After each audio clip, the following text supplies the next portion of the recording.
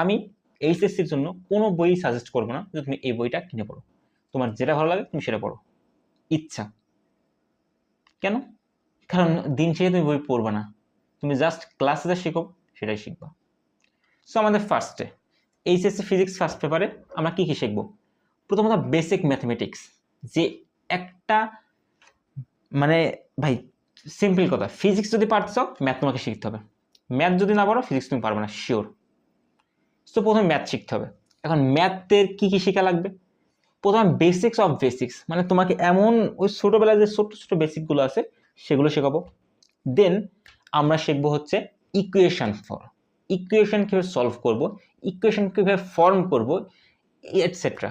Equation মানে কি? সমীকরণগুলো জাস্ট। দেন আমরা ত্রিকোণমিতি নিয়ে কিছু আলোচনা করবো, কারণ আমাদের এগুলো কাজে লাগবে। দেন আমরা অন্তরীকরণ এবং যোগজীকরণ নিয়ে বেসিক কিছু আইডিয়া নেব।